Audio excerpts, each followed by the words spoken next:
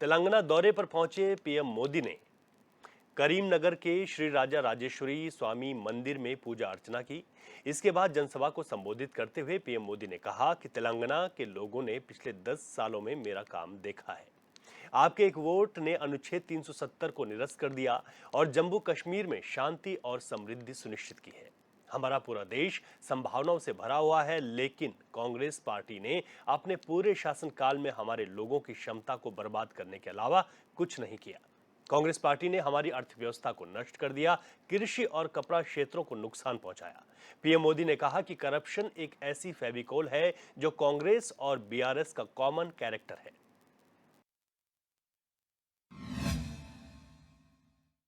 भारत में तेलंगाना में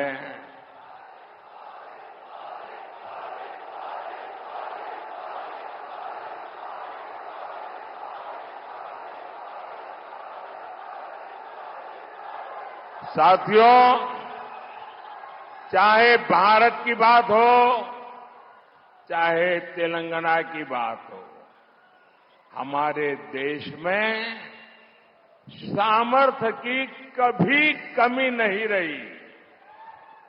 लेकिन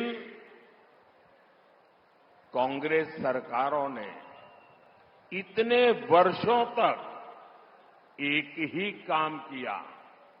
आप मुझे बताइए, कांग्रेस ने देश के हर सामर्थ्य को तबाह किया कि नहीं किया? कांग्रेस ने देश की अर्थव्यवस्था को तबाह किया कि नहीं किया?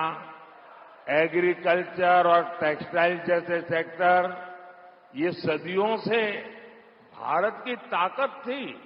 कांग्रेस ने उन्हें भी तबाह कर दिया। इसकी सबसे बड़ी वजह है कांग्रेस ही देश में समस्याओं की सबसे बड़ी जननी है। तेलंगाना के आप सभी लोगों ने 10 साल में मेरा काम देखा है। आपके एक वोट से भारत विश्व में 5th लार्जेस्ट, 5वीं सबसे बड़ी इकोनॉमी बन गया। आपके एक वोट ने जम्मू कश्मीर से 370 को खत्म कर दिया। आपके एक वोट से भारत डिफेंस इंपोर्टर से डिफेंस एक्सपोर्टर बन गया। ये सब किसने किया? किसने किया? किसने किया? किसने किया? किसने किया? मोदी ने नहीं किया, ये आपके एक वोट ने किया है। ये आपकी वोट की ताकत है। इसके कारण देश में ये सब कुछ हो पा रहा है। మిత్రులారా, తెలంగాణలో మీరందరూ కూడా चौथे चरण के चुनावी प्रचार में बीजेपी और सपा की जुबानी जंग तेज होती दिखाई दे रही है। एक तरफ जहां अकबरपुर लोकसभा क्षेत्र में चुनावी जनसभा को संबोधित करते हुए सीएम योगी ने सपा कांग्रेस को आड़े हाथ लिया, तो वहीं शाहजहांपुर से अखिलेश ने बीजेपी सरकार पर एक एक कर कई हमले बोले। इधर योगी ने कहा कि एक तरफ राम भक्त हैं तो दूसरी तरफ राम विरोधी हैं, तो उधर अखिलेश यादव ने कहा कि यह चुनाव संविधान बचाने का चुनाव है।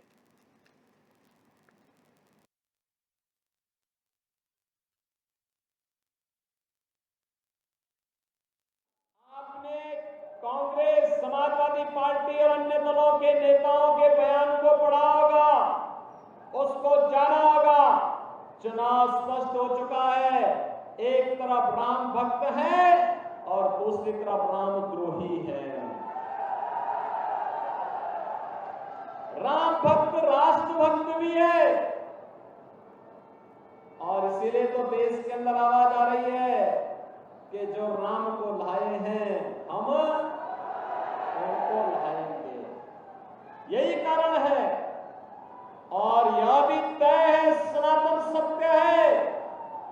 कि रामद्रोही का पतन तो हमेशा ही हुआ है। और बहनों और भाइयों, 2024 का ये लोकसभा चुनाव एक बार फिर से इस शाश्वत सत्य की पुष्टि करने वाला है जब 4 जून को परिणाम आएगा। और इसीलिए आज मैं आप सबसे अपील करने के लिए आया हूं। ये कानपुर की धरती तो वैसे भी पौराणिक भी है, ऐतिहासिक भी है।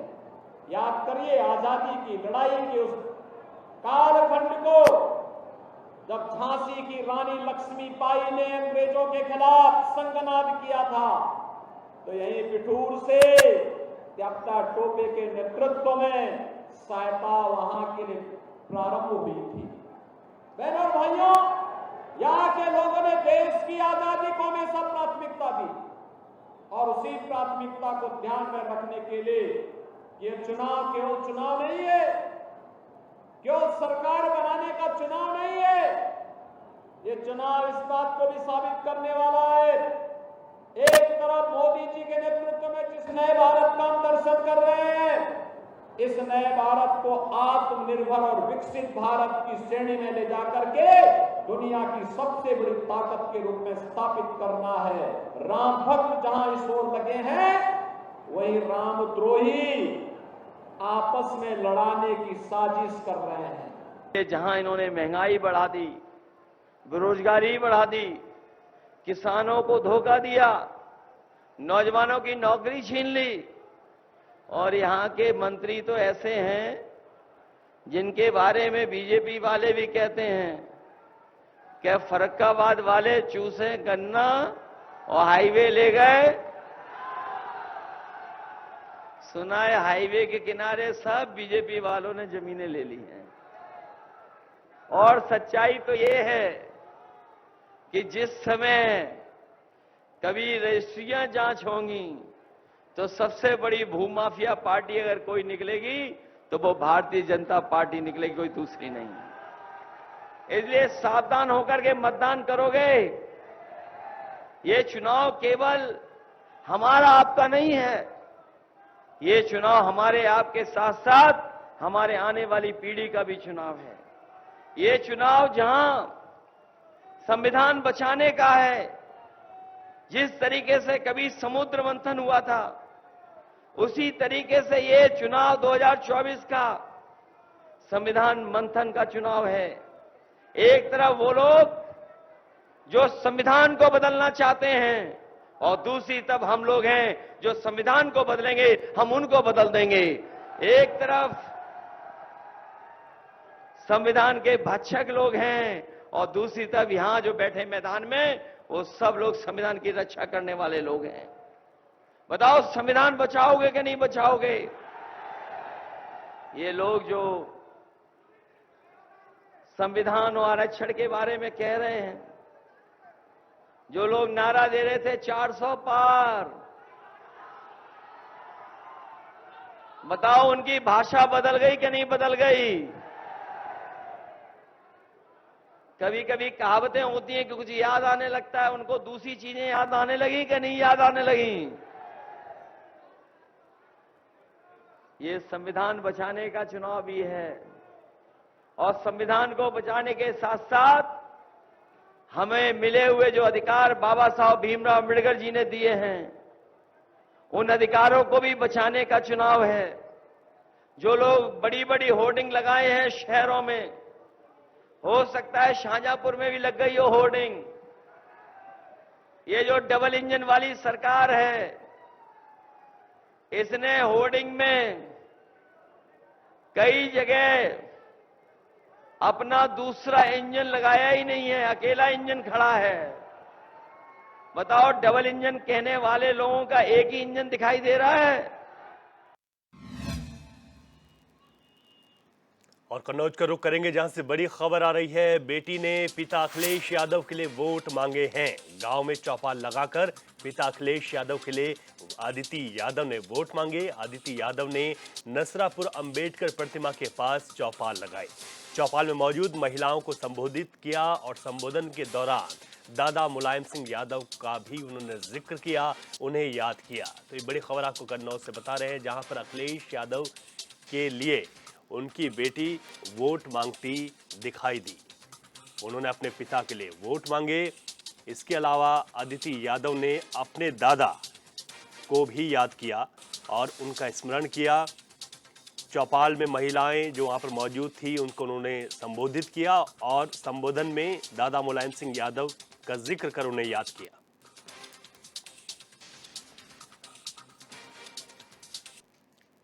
फर्रुखाबाद के क्रिश्चियन इंटर कॉलेज ग्राउंड में सपा सुप्रीमो अखिलेश यादव ने जनसभा की। इस दौरान अखिलेश यादव ने इंडिया गठबंधन से प्रत्याशी डॉक्टर नवल किशोर शाक्य के पक्ष में जनसभा का समर्थन मांगा। डॉक्टर नवल किशोर शाक्य ने कहा कि उनके विश्वास से भी परे जनता का ये प्यार भुलाया नहीं जा सकता। वे जान गए हैं कि जनता उनका चुनाव लड़ने लगी तो उम्मीदों पर फर्रुखाबाद का बेटा भी खरा ही उतरेगा।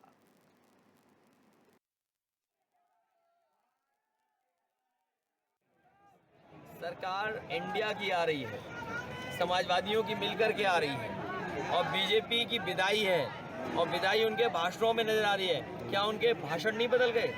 बताइए, जो लखनऊ वाले हैं इनके भाषण ही सुन लो आप। लखनऊ वालों का भाषण क्या है और जो दिल्ली से आते हैं उनके भाषण क्या है? तो जिनके भाषणों में ही रुझान आ रहा है हार का, तो जनता इन्हें हरा चुकी है। और यहाँ पर जहाँ पर डॉक्टर नवल किशोर शाक्य लड़ रहे हैं, पूरा पीडीए परिवार इनको वोट दे रहा है और पूरा फर्रुखाबाद इस बार रिकॉर्ड बनाने जा रहा है। कांग्रेस प्रदेश सोशल मीडिया प्रभारी पंखुड़ी पाठक अमेठी पहुंची, जहां उन्होंने मीडिया से बातचीत में कहा कि केएल शर्मा के अमेठी से कांग्रेस प्रत्याशी बनने से जनता में भारी उत्साह है। स्मृति ईरानी को आड़े हाथों लेते हुए उन्होंने कहा कि अब अमेठी में सीरियल पॉलिटिशियन की जगह सीरियस पॉलिटिशियन यहां के सांसद बनेंगे। स्मृति ईरानी ने जो 5 साल से गुंडागर्दी की है और सत्ता के बल पर क्षेत्र को चलाने का काम किया है, वो अमेठी की जनता भली भांति जानती है।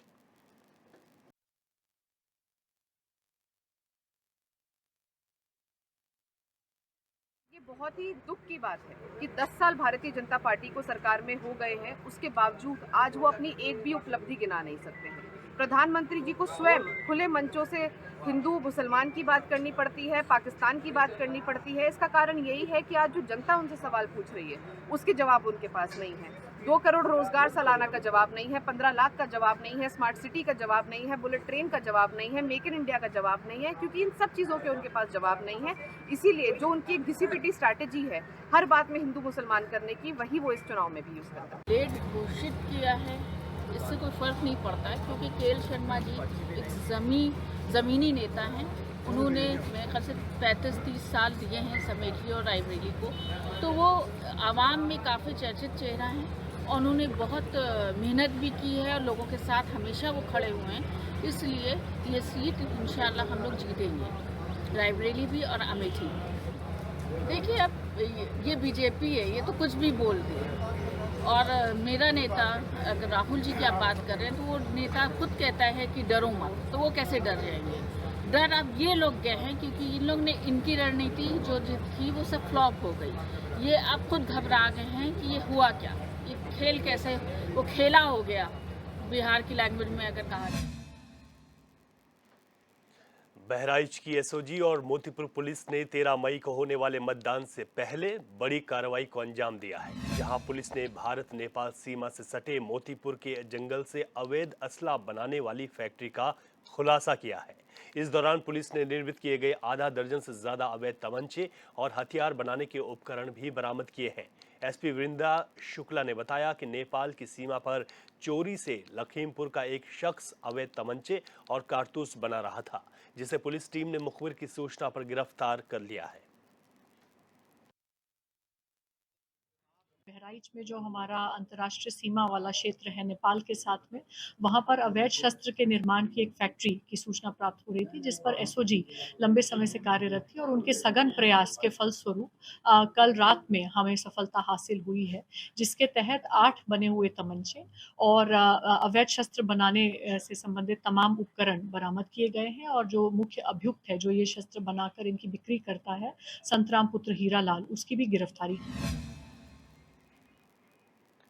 रामपुर में सरकार के जमीन अधिग्रहण करने पर बिलासपुर के किसान आक्रोशित हैं, जिसके चलते सभी किसान डीएम के कार्यालय पहुंचे और डीएम से मुलाकात भी की है। किसानों का कहना है कि राज्य विकास प्राधिकरण ने जबरदस्ती जमीन पर अधिग्रहण करके मुआवजा भी नहीं दिया। वहीं जिलाधिकारी ने बताया कि जमीन अधिग्रहित हो चुकी है, किसानों को 1 महीने में जमीन खाली करने का समय दिया गया है।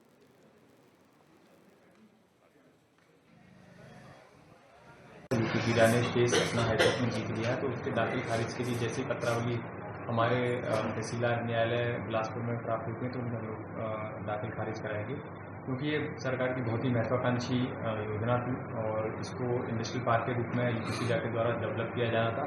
किसानों का यही कहना था कि सर ये हमारी ज़मीन है, लेकिन क्योंकि ये ज़मीन अधिग्रहित हो चुकी है और उनका जो पैसा है एसएल ऑफिस में भी जमा है, तो उसके तहत ये माना जाता है अगर एसएल ऑफिस में पैसा कोई भी विभाग अपना जमा करता है तो वो कंपनसेशन पेड माना जाता है जी।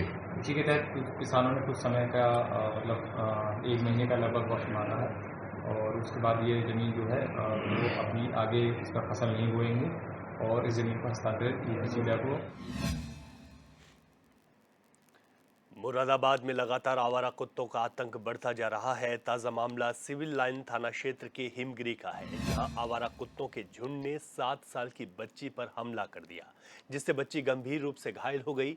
बच्ची की चीख पुकार सुनकर आस पड़ोस के लोगों ने बच्ची को कुत्तों से बचाते हुए जिला अस्पताल में भर्ती कराया है, जहां बच्ची का इलाज चल रहा है।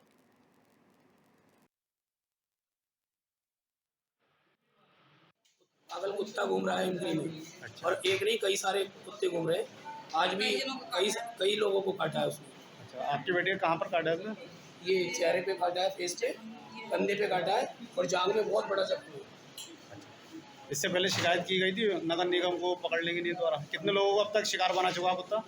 4-5 लोगों को। तो कोई नगर निगम प्रशासन या किसी ने पकड़ा अभी तक? हमें आज ही पता लगा है, इससे पहले भी 3-4 लोगों को काटा है। अच्छा। आज हमारे घर के पास में एक बच्ची को काटा, 3 जनों को काटा है, एक अभी अंदर और हैं, लेडी उनको काटा है, एक और है। कानपुर कैंटोनमेंट बोर्ड के रेल बाजार थाना क्षेत्र अंतर्गत गर्ल्स स्कूल में कक्षा 9 और 10वीं की मान्यता खत्म कर दी गई है, जिसके विरोध में स्कूल की छात्राओं और उनके अभिभावकों ने जमकर हंगामा किया। छात्राओं का आरोप है कि उनको बिना कोई नोटिस दिए स्कूल से टीसी देकर निकाल दिया गया और जब स्कूल में बात नहीं बनी तो उन्होंने कैंटोनमेंट बोर्ड में जाकर हंगामा शुरू कर दिया। इस दौरान कैंटोनमेंट बोर्ड के कर्मचारियों से कई अभिभावकों की झड़प भी हुई। वहीं कैंटोनमेंट बोर्ड की कार्यालय अधीक्षक वंदना सिन्हा ने बताया कि गर्ल्स स्कूल को हाई स्कूल की मान्यता नहीं मिली, इसलिए सभी छात्राओं को पास के ही स्कूल में एडमिशन के लिए कहा गया है।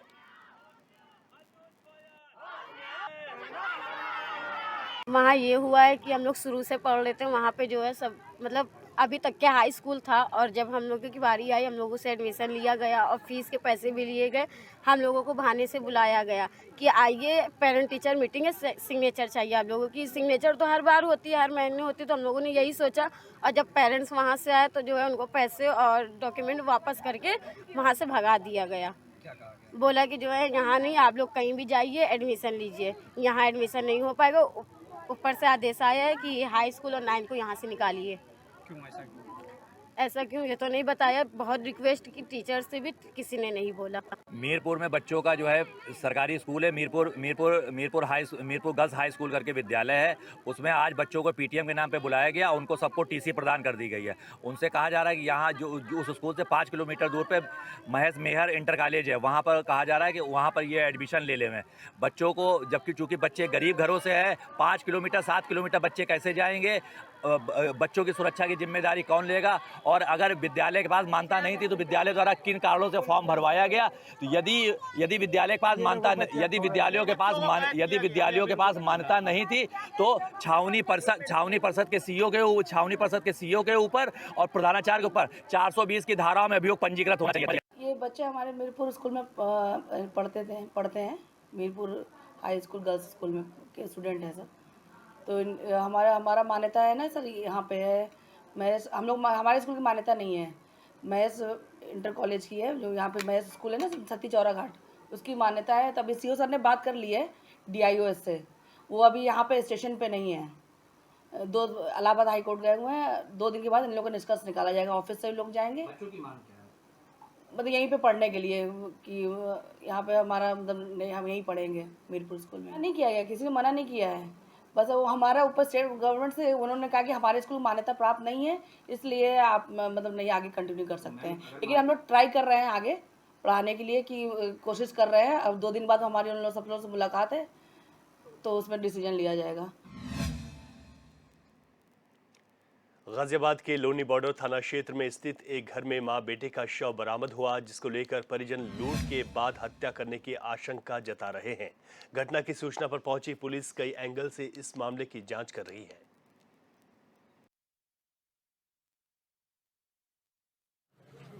घटनास्थल को सुरक्षित करते हुए जांच शुरू कर दी है। एक यशोदा नाम के बुजुर्ग महिला है और एक लालू करके उनके लड़का है। इन दोनों की बॉडी उनके कमरे में मिली है। चेहरे पे इंजरीज है, तो उसको फील्ड यूनिट के माध्यम से सारे एविडेंस इकट्ठे करने के उपरांत सील किया गया है। अभी डॉग स्क्वाड का भी इंतजार कर रहे हैं, जल्द से जल्द डॉग स्क्वाड भी होगी। अभी हम लोग प्राइमा फेसी जांच कर रहे हैं, क्योंकि घर के अंदर गहना और पैसे ये सारी चीज़ें भी मिली है। उनके जो छोटे पुत्र आकाश के द्वारा सारी चीज़ें दिखाई भी गई है। तो अन्य एंगल पे हम लोग जांच कर रहे हैं, जो भी होगा जल्द से जल्द आपको अवगत कर रहे हैं। मिर्जापुर के थाना देहात कोतवाली क्षेत्र में बालू से लदे ट्रक के ऊपर एक व्यक्ति का शव मिला, जिसकी सूचना मिलते ही मौके पर पहुंची पुलिस ने फॉरेंसिक टीम के साथ इसकी जांच शुरू कर दी है। SP अभिनंदन ने बताया कि गाड़ी के ऊपर बरामद शव ट्रक ड्राइवर का ही है। उन्होंने आशंका जताई कि ट्रक ड्राइवर और खलासी के बीच कुछ विवाद हुआ होगा और इस घटना को अंजाम देकर खलासी फरार हो गया है, जिसकी तलाश के लिए पुलिस टीम का गठन कर दिया गया है। जो मृतक है इस ट्रक का ड्राइवर है और इसे 4 दिन पहले ही मालिक ने ड्यूटी पे लगाया था। इसके अलावा इसमें एक और व्यक्ति जो ट्रक का खलासी था, वो भी 15 दिन से पिछले यहाँ पे नौकरी पर आ रहा था और वो जो है यहाँ जब से ये घटना हुई है तब से वो फरार है और ज़्यादा संभावनाएं इसी बात की हैं कि उसी व्यक्ति ने इस घटना को अंजाम दिया है। मालिक ने बिना पूछे या बिना किसी जानकारी को इकट्ठा किए उसको खलासी को ड्यूटी पे रखा, उसके बारे में उसे कोई जानकारी भी नहीं है। तमाम चीज़ें हैं, मृतक का फ़ोन भी हम लोग को मिल गया है, उसके पास जो कुछ कैश था वो भी इंटैक्ट है। तो इसलिए ये जो घटना है वो रैंडम, जो स्पॉन्टेनियस घटना, किसी बात को लेकर जब खाना बना रहे थे लोग, वहीं पे मारपीट हुई है और उसी के क्रम में इस घटना को। हमीरपुर के जलालपुर थाना क्षेत्र के ममना गांव में हत्या के मामले में वांछित अभियुक्त को पुलिस ने गिरफ्तार कर लिया है। जांच में सामने आया है कि युवक ने आरोपी को उसकी बहन की आपत्तिजनक फोटो वायरल करने की धमकी दी थी। इसी को लेकर उसने युवक की हत्या कर दी। आरोपी ने चचेरे भाई के साथ मिलकर घटना को अंजाम दिया था। आरोपियों का कहना है कि युवक उनकी बहन को रास्ते में आते जाते परेशान करता था। सचिन के पास अभियुक्त की बहन की कुछ फोटो थी, जिसे वायरल करने की धमकी दे रहा था। इस कारण से अभियुक्त अपने चचेरे भाई नितिन के साथ मिलकर के यह योजना बनाई और मृतक सचिन का गला घोंटकर हत्या कर दिया गया है। अभियुक्त को गिरफ्तार कर माननीय न्यायालय भेजा गया है तथा उसके चचेरे भाई नितिन की गिरफ्तारी के लिए टीम बना दी गई है। जल्द ही उसकी गिरफ्तारी की जाएगी। कानपुर के नवाबगंज थाना क्षेत्र में सांसद के कैमरामैन के साथ लूट करने वाले शातिर लुटेरे को पुलिस ने गिरफ्तार कर लिया है। पुलिस ने लुटेरे के पास से हथियार भी बरामद कर लिए। बता दें कि लूट की वारदात 24 अप्रैल को हुई थी, जहां अकबरपुर लोकसभा सांसद के पर्सनल कैमरामैन अपनी ड्यूटी खत्म करने के बाद घर लौट रहे थे कि तभी 2 लुटेरों ने उन पर हमला बोल दिया और उनका फोन और पर्स लेकर फरार हो गए। पुलिस ने बताया कि दोनों आरोपी नवाबगंज के ही रहने वाले हैं, जिनमें से एक को गिरफ्तार कर लिया गया है, लेकिन एक अभी भी फरार है, जिसको जल्द ही गिरफ्तार कर लिया जाएगा। वो अपने घर आ रहा था कि रास्ते में दो अज्ञात व्यक्ति उसको मिले और उसके साथ डरा धमका करके 5,000 रुपया, 2 मोबाइल फ़ोन छीन लिए थे। इस घटना के अनावरण हेतु 2 टीमों का गठन किया गया। उन टीमों ने त्रिनेत्र के तहत सीसीटीवी कैमरों को देखा। पूरी घटना सीसीटीवी कैमरे में कैद थी। उन 2 अज्ञात अभियुक्तों के बारे में जानकारी की गई, उनकी पहचान कराई गई, तो उसमें 2 अज्ञात अभियुक्त प्रकाश में आए। दोनों अभियुक्तों की गिरफ्तारी हेतु 25,000 रुपये का रिवार्ड घोषित किया गया।